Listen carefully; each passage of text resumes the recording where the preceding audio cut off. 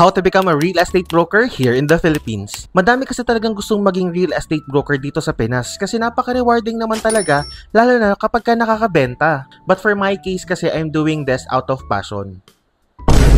Explain ko lang ng mabilis yung old process. Before, all you have to do is to attend CPD training and then after that, you have to pass the REBLEX or Real Estate Brokers Licensure Examination. But because of the RESA law, here's the new requirements. Number 1, you have to take and finish BS Real Estate Management course. Kung graduate ka ng senior high school, it will take 4 years to finish the course. Kung second courser ka naman, depende kung ilang subjects yung makikredit at dun mo malalaman kung ilang years mo siya matatapos. Yung BSREM kasi, it's a business-related course. And for my case, since my first course is BS Business Administration, it took me 4 semesters or less than 2 years to finish BSREM. By the way, ang school ko is Gardner College.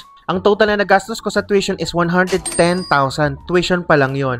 And luckily, since online classes naman siya, hindi ako naging masyadong magastos pagdating sa baon tsaka sa pamasahe.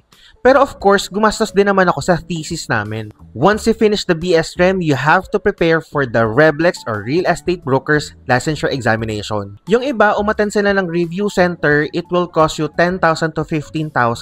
But for my case kasi hindi ako nagganon. Basta!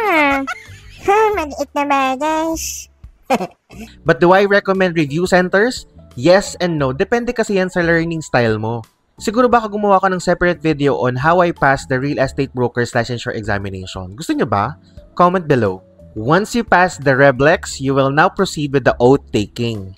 Last, you will now process your PRC license and BSUD accreditation. So if you're planning to take the BSREM course, so here are some of the schools na nag-o-offer ng online classes for BSREM course. I'll be putting in the comments yung complete list of schools na nag-o-offer ng BSREM here in the Philippines.